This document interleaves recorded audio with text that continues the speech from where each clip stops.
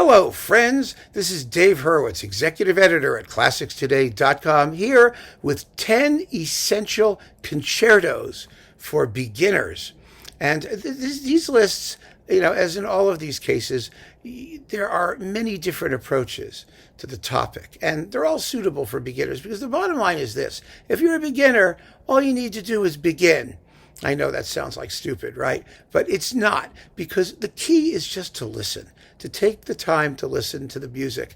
And this list of 10 is really, they're wonderful works, but there are many others that are equally wonderful, and it doesn't really matter which ones you listen to, as long as you listen. But this list is designed, as in all of these essential lists for beginners, with a certain approach in mind. An approach to the form of what the concerto is that will at least, I hope, give you some tools to immediately know where you are when you listen to one of these works. Because there are basically two kinds of concertos from the classical period onward, which is what we're dealing with in this list. Baroque music is a world unto itself, and we'll deal with that in a separate talk, because I think it's handy to kind of separate the two. But what is a concerto? Well, a concerto is really very simple. It comes from the Italian word, which means to strive together, concertare, or something like that. And it's simply a piece of music for a solo, or more than one sometimes, but a solo instrument and a larger orchestra. And they have to find a way to get along. I mean, that's what happens in a concerto. Most concertos have 3 movements, as opposed to symphonies, which have 4, and there's a reason for that. The reason for that is that the first movement of a concerto, the first part, tends to be rather long, much longer than the similar movements in a lot of symphonies of the same period, because you have 2 participants, and the terms of their participation have to be negotiated, and that takes time. And from that, we get our 2 types of concertos. So let's talk about them. I've given you 5 of each. The first group, the first 5, are called Ritornello concertos. Now, what is a ritornello? A ritornello is just what it sounds like. It's something that returns. It's a theme or a group of themes or section that keeps coming back. And when you think about it, a concerto is a very logical thing. It originated in the opera aria because you have an instrument that takes the place of the singer. And in the typical Baroque opera aria, which is where all this stuff got started, the orchestra would play an introduction, normally, right? And then the singer would come in and sing, and then a bit of the introduction would come back, and then the singer would sing some more, and then a bit of the introduction would come back, and then the singer would sing some more, and then the introduction would show up in its fullness at the very end to wrap up the whole aria amidst wild applause from the audience. I mean, it's so completely simple and sensible. Now, you could have more solo episodes, and when the ritornello returns in the middle, it doesn't have to be complete. Sometimes you can have just a bit of it, and sometimes the singer and the ritornello can swap stuff. I mean, it depended on what the situation was, the dramatic situation and the text, and the organization in those middle episodes can be kind of looser. But that's the basic idea of a ritornello aria, a song. And that ritornello aria or song idea became the first movement of our instrumental concerto.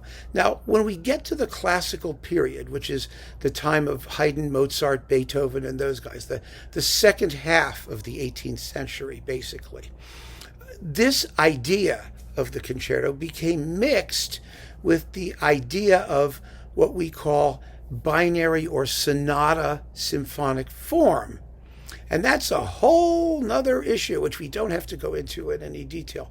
All you need to know about it is that the soloist becomes a necessary participant in working out this first movement form, the way it would happen, for example, in a symphony, where you have an exposition, which presents the initial themes, and a development section which develops and does things with the themes, and a recapitulation, which restates the themes all in your home key or around your home key, so that it provides a feeling of having arrived at a destination and a satisfying ending. Now, as you can probably guess, that really works very well with the Ritornello concept, because you're going to have lots of exchanges between the orchestra and the soloist, going back and forth and working with the various themes. The only thing you need to know about the Ritornello concerto is that the actual shape of the exposition part, the opening of the first movement of the concerto, doesn't really happen until the solo comes in. That's when we know what themes go in the first melodies and which ones are the second subjects or second melodies. They all sort it out. The opening is a sorting out process, and for that reason, it takes a lot of time. It takes a certain amount of time, and that amount of time consists of the ritornello, or the orchestral introduction, where the soloist just sits there like this, and you are in the audience watching the soloist sit there like this, waiting to come in, saying, when, oh when, is the soloist going to show up? But when the soloist shows up, oh, wonderful things happen. Marvelous things happen. The other movements of the concerto, usually the slow movement in the middle and the zippy finale, those are the same in both types of concerto we're going to talk about. Because by then, the soloist has been introduced to us. The basic terms of how the soloist is going to cooperate with the orchestra have been worked out. And the rest of it is just the beautiful exchange of melodies between the two main protagonists in the work. So that's not a big deal. You don't have to worry about that.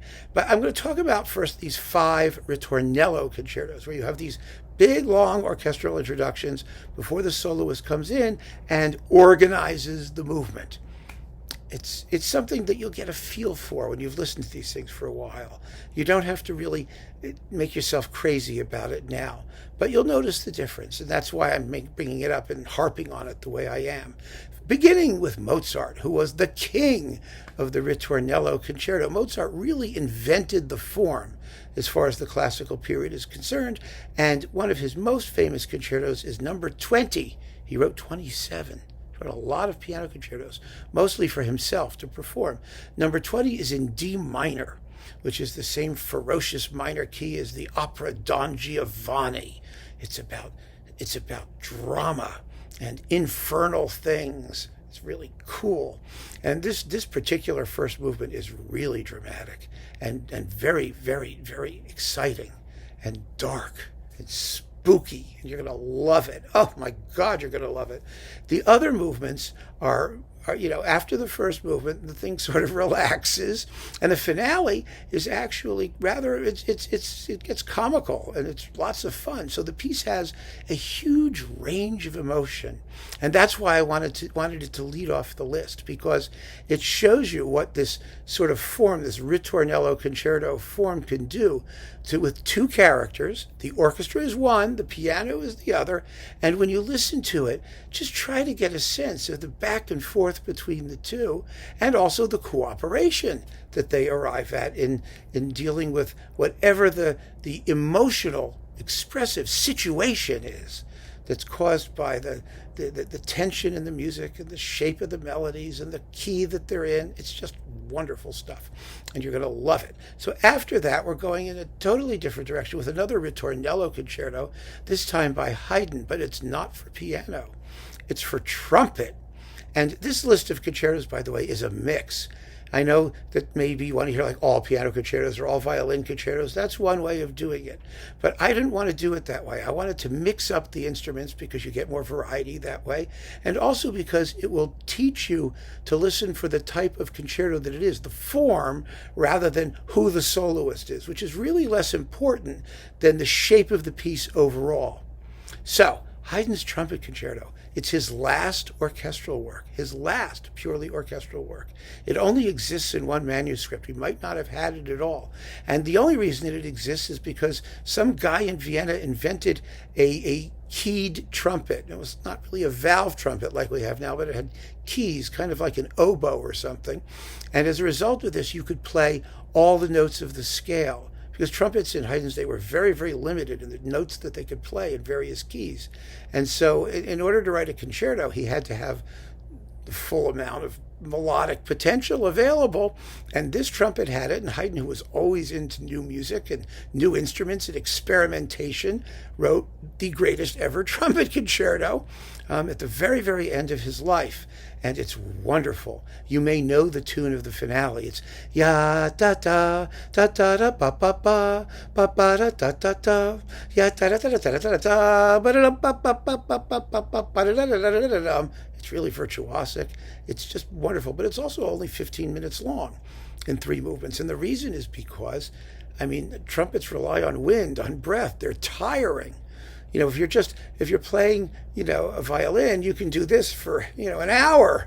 You just do some workouts, get your arms in shape, your fingers in shape, you're in business. Piano, it's the same thing. You're doing this, you can do it forever. But if you have to breathe, especially like me, if you're asthmatic, there's a limit to how much time you can do it and how much breath you have in a phrase. And so this trumpet concerto is designed, on the one hand, to show off the trumpet, but on the other hand, to do it without killing the player. And it's another brilliant, brilliant piece of music. The Ritornello is quite short. It's very compact. And it's not the same in terms of breadth as Mozart. Mozart is always expansive. Haydn is always concise. And so these two concertos, I think, make a wonderful pair to sort of summarize what you could do in the classical period with the form. But after Haydn, we have Beethoven, Beethoven's 4th piano concerto. Now, Beethoven was one of those people who noticed that in a Ritornello concerto, the soloist sits there like this while the Ritornello plays for the first several minutes, and people are wondering when they're going to come in and what they're going to do. So Beethoven resolves this by actually beginning with the piano playing a very simple little phrase, a beautiful phrase that introduces the orchestra, and then the orchestra goes off with the Ritornello, and the piano does nothing for the next several minutes until its formal entrance. And he does this in his 4th and his 5th concertos, the Emperor Concerto, it's called, which begins with a big, crashing, flashy, bunch of exchanges for piano and orchestra. Here, it's all very sensitive, very lyrical, very delicate. This is the concerto in which the piano really becomes a singer. The melodies are beautifully songful. You want to hum them when they go. It's gorgeous, gorgeous music. Da da da da da bum bum ba da da da da da da da. And you'll notice that the rhythm is the same rhythm that we hear in Beethoven's 5th. Bum bum bum bum, right? And he uses that rhythm all the time, Beethoven, actually, and he uses it just as much in the first movement of this concerto, but it's not ferocious, and it's not one of these driving obsessive things. It's just all beautiful, mellifluous, singing harmony between the soloist and the orchestra. And at the end of the first movement in these concertos, in the Mozart as well as in the Beethoven and the Haydn, there is a moment called the cadenza. And a cadenza is when the orchestra just stops entirely, and the soloist is supposed to improvise some sort of wonderful, brilliant, virtuosic, probing fantasia on the themes that we have heard so far. Most soloists were not terribly good at doing that, apparently, because Beethoven in his 5th concerto puts a little footnote that says, do not do a cadenza, but instead play this. And Beethoven wrote out exactly what he wants the soloist to do. In this concerto, the 4th, he still allows room to improvise, but most composers, including Mozart, wrote out cadenzas for people to play because they were not entirely confident that their soloists at the end of the movement, right when the best part is supposed to happen, that they would be able to achieve a suitable climax all on their own. In Mozart's concerto, the most famous cadenzas were written by Beethoven, and those are the ones you normally hear, which makes it even more exciting, a collaboration between two geniuses. So when you hear the Mozart concerto, likely you will hear the cadenzas by Beethoven at the end of the outer movements. Anyway, so those are the first 3 concertos. Number 4, we're jumping ahead to Brahms, the Brahms Violin Concerto. Now, violin concertos are extremely tricky. And the reason they're tricky is because violin technique is a world all by itself. Many composers played the violin and understood something of violin technique, and most played the piano as well, and most of them were professional pianists. Mozart played the violin or viola, both, but he was really a pianist. Beethoven also could play the violin, but he was a virtuoso pianist. Haydn played the piano and the violin, but really wasn't a concerto guy at all. He was a symphony guy. He wasn't as interested in working for solo and orchestra because he didn't do that. He was a general composer and didn't have a solo career. Brahms was a pianist, plain and simple, a straight-out virtuoso pianist in his youth, and then he became a conductor and a full-time composer. So when he wrote a violin concerto, he had to write it for another violinist. And in Brahms's day, violinists wrote their own concertos for their own personal use. They were also composers. Now, most of them were terrible, trashy composers, and they wrote horrible concertos, but they did. And Brahms was, of course, a genius, and he had a friend, his name was Joseph Joachim, who was one of the great violinists of his day, and he wrote the violin concerto for Joachim, and he, in consultation with Joachim, Joachim helped Brahms with his orchestration and his early orchestral works, because Joachim was also a pretty good composer, and he helped Brahms with the violin part, and to make it, first of all, virtuosic, but also practical and playable. And every violinist has their own approach to things like fingerings and how to handle certain chords on the violin fingerboard, and they're very, very tetchy about it. And so as the Romantic period progressed and the virtuoso violinist became a performer who did other people's music rather than their own, writing for them became, it was a project. It was a project. Dvorak wrote a gorgeous violin concerto for the same guy, for Joachim, who never played it, who kept telling him to revise it. And Dvorak was a violinist. And Dvorak finally said, screw you, I'm leaving it the way it is. And it's wonderful. Thank goodness Joachim didn't mess with it. But he could have. And if Dvorak had been more malleable, he would have, and who knows what the result would have been. So we have to be a little, it's fascinating, the history of these pieces. I could talk about it for hours and you would be bored out of your mind. The Brahms Violin Concerto is a Ritornello concerto with a huge first movement. It usually plays for about 25 minutes. And that's really something. I mean, it's openly modeled on Beethoven's Violin Concerto, which Joachim, the same violinist, rediscovered and made part of his repertoire. Because Beethoven's Violin Concerto was considered very eccentric and not virtuosic enough and not worthy of the strolling talents of the virtuoso violinists of the 19th century until violinists like Joachim got their hands on it. And Brahms's Violin Concerto is a big, beefy, symphonic concerto in that mold. It is extraordinarily carefully written for both the violin and the orchestra, because when you have a violin and a big orchestra, it's very, very, the orchestra is much stronger than the violin. It could blow the violin right out of the room.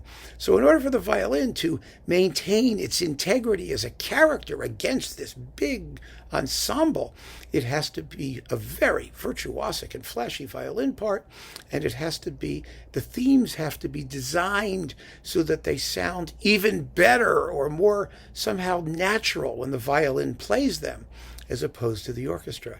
And so when you listen to the Brahms concerto, that's what you should be focusing on, how the tunes sound on the violin versus the orchestra, which ones may be best suited for each, how they interact with each other. It's really an adventure, a musical adventure, one that really works best when you focus and give it the time that it deserves. It plays for about 45, 50 minutes. I mean, it's a very, very serious piece of music. Yeah. So, after the Brahms Violin Concerto, we have Dvorak's Cello Concerto. Now, cello concertos were they're not exactly as popular as violin or piano concertos. There aren't as many of them. And the form didn't really get going until the 20th century because there weren't enough virtuoso cellists around. I mean, the earliest one was Boccherini, who wrote like a couple dozen cello concertos. He was a cellist, and they're very good works in the classical period. It's a shame they're terribly neglected. But and Haydn wrote two, which are quite popular and are lovely works. And after that, there's like this giant empty space in the 19th century because the violinists and the pianists took over the solo realm. There were great cellists around, there were. And they did write concertos. There are some from the 19th century. Saint-Saëns wrote two of them. Lalo wrote one. Brahms wrote a double concerto for violin and cello after hearing, Dvorak's. No, it came first. Brahms came first, actually. But there were very, very few. And Dvorak, for some reason, heard a cello concerto when he was in New York. Victor Herbert's cello concerto, actually, because Victor Herbert, who wrote Babes in Toyland, all those operettas, he was a cellist. And Dvorak said, oh, I should do one of those. That would really be exciting. Dvorak had already taken a crack at a cello concerto when he was quite young, but he never orchestrated it. It only exists for violin and piano, and it's an early work. But now, with all of his symphonies behind him, all of them, including the New World, he wrote this masterpiece. It is the greatest cello concerto ever written. Period. It's like the Haydn Trumpet Concerto. You might as well start with the best. It's a Ritornello concerto. It has a big opening extravaganza for orchestra with a first theme and a beautiful second theme for solo horn. And then the cello comes in, and the rest, as they say, is history. It is gorgeous. This unbelievable outpouring of glorious, glorious melody, made all the more touching by the fact that in the slow movement, he arranges one of his songs that he wrote for his first love, who he didn't marry him. He married her sister, actually, and they got along very well, by the way. He had a very happy marriage, so it was okay, but he had always been in love with her. It was his first love, and she passed away while he was writing the concerto, and he memorialized her in the slow movement of the cello concerto, and then the finale is a march with just some really terrific tunes in it, and it settles down into a beautiful, sweet, nostalgic epilogue where the cello simply muses on some of the earlier themes of the concerto before it wakes up for a rousing finish, and boy, is that a great piece. So these are the first 5 concertos: the Mozart number 20, Haydn's Trumpet Concerto, the Brahms Violin Concerto, and the Dvorak Cello Concerto. So you've got 2 piano concertos, a trumpet, a violin, and a cello, which is a nice variety. And the list is down below this video, of course, so that you can just look at it and makes it easier in your life. Now, the next 5 are totally different in the way they handle the solo. In these concertos, which you might just call the romantic concerto form, it's just easier, and it was invented by Mendelssohn, essentially. In these concertos, you start with the soloist right away. I mean, there may be a brief little orchestral introduction, but the soloist comes roaring in, and in these concertos, right away you're in concerto land. And the essence of the argument is that the soloist is the soloist, and the orchestra is the frame, the atmosphere, the stage on which the soloist takes part. So that there isn't that same kind of equality of focus that you get in the Ritornello concerto, but you do get the opportunity to have, first of all, the soloist go crazy right from the beginning, and second of all, you have a much shorter first movement. The whole form gets more concise, and you can have a more equitable balance of movements. Dvorak, for example, in his violin concerto, it's not a Ritornello concerto, which is one of the problems Joachim probably had with it. And it has 3 movements that are all like 9 minutes long. It's beautifully proportioned. You don't have like a 20-minute Gesundta opening movement and then 2 shorter ones to follow, as you do in the Brahms. So these concertos tend to have a different shape and a different balance and a slightly different focus. But one is not better than the other. They're simply different. And we start with Mendelssohn's ultimate romantic concerto, the Violin Concerto. Mendelssohn's big violin concerto. He actually wrote an earlier one as well, but this one in E minor is the great initial romantic violin concerto with that amazing tune. It's marked Allegro Appassionato. Dun, da, da, da, da, da, da, da, da, da, da. Oh, it's so beautiful. It's just unbelievably beautiful. And the orchestra just starts out with a little humming. Boom, doom, doom, doom, doom. And then the violin shows up. And we're off to the races, and it's just a glorious piece with a zippy finale. Really fabulous, where the violin and the flutes have to keep up with each other. They're going.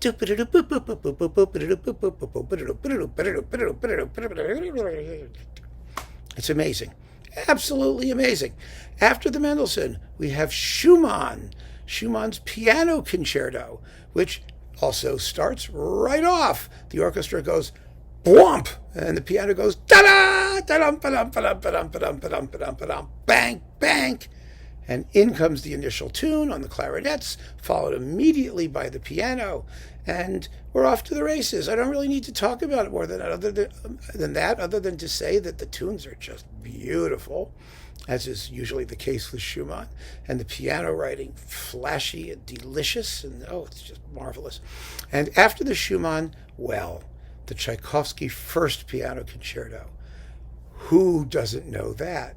Right? Da da da dum, crash, da da da dum, crash, da da da dum, ba ba ba, and the piano, bong bong bong, doom, do do do do do do do do do do, which became the pop song "Tonight We Love." I mean, the Tchaikovsky is just great. And that introduction is so catchy and so tuneful and so wonderful. And it's an introduction. It's a big, long introduction with the piano and the orchestra going back and forth. And then the actual first movement starts. And it seems to be entirely unrelated to the introduction. It actually isn't. There is actually a certain relationship between the two. But we don't care, because the tunes are just so phenomenally great. Oh, my God, this is just this huge outpouring of melody in the typical Tchaikovskyan fashion, passionate and intense and red-blooded. And also, because of that introduction, we have a nice long first movement. You might think it's a Ritornello type concerto, but it's not. It isn't. Piano's right there, front and center the whole time. And after Tchaikovsky, we go back to the violin. Sibelius. Sibelius's violin concerto is one of the two or three great romantic violin concertos after the Mendelssohn. I mean, there aren't many, because like I said, you had to find violinists who would play them, and writing violin concertos is so difficult and tricky that most composers who are not violinists themselves only manage to write one or two of them. Composers who were violinists could write a dozen. I mean, I wrote a new one for every concert, but seriously big name composers who are doing symphonies and operas and other things, to do a violin concerto was a major project. Oh, here comes the siren. Life in the city, Anyway, the Sibelius was a violinist. Sibelius was a good violinist. I mean, he was slated to have a virtuoso career as a violinist. But it didn't work out that way. And so when he wrote a violin concerto, it's an amazing violin concerto, because it's written by someone who really knows how to write for the violin, but he only wrote one because he wasn't going to be the guy playing it. And so he had other things to do with his life. And this is the wonderful thing about the Sibelius violin concerto, I have to say, is that it sounds more like Sibelius than it does like a violin concerto.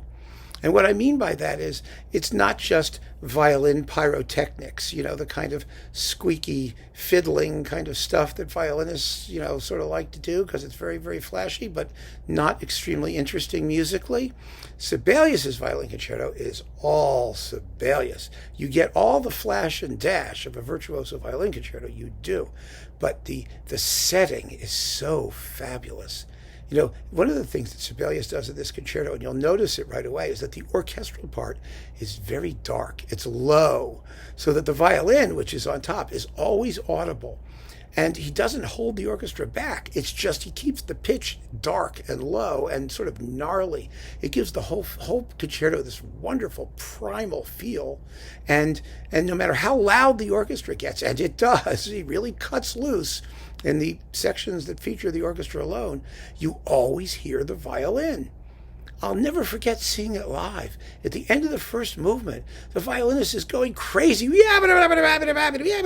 orchestra's going, rah, rah, rah, and you just hear the whole thing. I mean, the very last note of the movement is for the violin, whom, like this.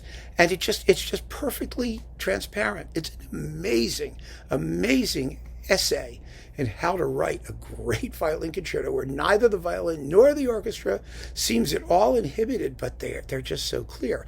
The trick, though, with the Sibelius violin concerto, and it is a trick, is that if you don't really coordinate it, it can sound like the violin and the orchestra are playing two totally separate pieces. I've heard it go wrong, and I don't know why it went wrong, but it did. And it's not that they just sounded like they were playing their own pieces and they weren't getting together very often. It's very difficult. I've played timpani in it. I've played it before, and trust me, it takes a lot of work. It's a great piece. When it goes well, it's unbelievably exciting. And of course, most recordings, we don't have to worry about, having two separate people doing two separate things. They manage to get together perfectly well. It's a concerto, by the way, that was popularized by Jascha Heifetz. And thank God he did it, because if he hadn't taken it up, again, you need a virtuoso violinist, and if the virtuosi aren't home or aren't interested, then no one's going to play the thing. It's that simple. But Heifetz did, and as a result of that, the piece took off with violinists the world over, because if Heifetz could do it, they said, well, so can we. Ha ha! And so now it's one of the most popular violin concertos on earth. And last but not least, well, we have to do this one, don't we? The Rachmaninoff Second Piano Concerto, the most famous one that has the big tune in the finale. Da da da da da da da da da da da. That one. And it was also the Eric Carmen song, All by Myself, or whatever that was called. Da da da da da da da da da. It's so famous for the melodies. But the interesting thing about the Rachmaninoff Piano Concerto, it begins with the piano all by itself. Boom, chung, like this. And then the piano comes in with a big dum, bum, bum, boom, bum, like this. And then the tune comes in, and it's not the piano at all, it's the violins. Do, do, do, do, do, do, do, do, do, do. The point about the Rachmaninoff that's so fascinating is that the piano accompanies the orchestra as much as the orchestra accompanies the piano. It's a really symphonic concerto, even though it's not a ritornello concerto. What happens as the Romantic period goes on is that concertos become more and more like big symphonies with a soloist attached to them. And this is one of those. Both of Rachmaninoff's big concertos, 2 and 3, the two big piano concertos, are extremely symphonic, and they require very close integration between the piano and the orchestra, and great taste and feeling on the part of the soloist to know when they have to hold back and let the orchestra take center stage, because they're playing almost all the time. The pianists are going constantly, but they're not always up front. And they shouldn't be. And sometimes recording engineers, when they record these things, like when Van Cliburn did it, it was like, here, put the microphone in the piano and put the orchestra way back somewhere. And that's not how it's supposed to go. These are really beautifully integrated pieces. Even though they're not ritornello concertos, they have their own way of working out that special relationship between the soloist and the orchestra.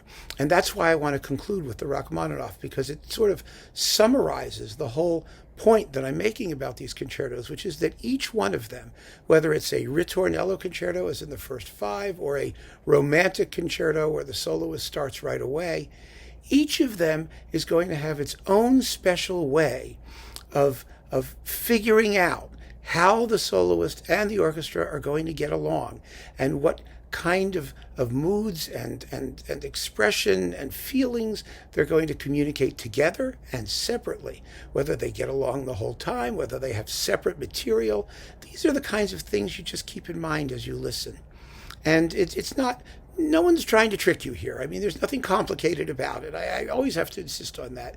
These pieces are designed to explain to you what they're doing while they play. You're not going to be fooled, but you should notice. You should listen actively. Try and remember the tunes. Try and recall how the two main protagonists, the orchestra and the solo, handle them and treat each other. Because you're going to find every kind of relationship between the two. in that respect, let me just close with one moment I might suggest you focus on, and that's the slow movement of Beethoven's Fourth Piano Concerto. It's only for strings and piano, but the two of them are as far apart as you can be expressively. The strings are gruff, dun, dun, dun, dun, dun, dum, bum, ba-dum, ba-dum, and the piano is calm and quiet and almost religious in sentiment. And the two of them go at it until at the end, the piano becomes upset and the strings become calmer. They kind of change roles. Listen to that movement. It's only about 4 or 5 minutes long, but it contains and encapsulates, in essence, everything about the concerto that involves two separate individuals arriving at some kind of relationship between each other or expressing different things and trying to coordinate and harmonize, and it's just wonderful. I mean, there's such personality in these pieces. You really feel the identity of the individuals. These are human beings. They're singers.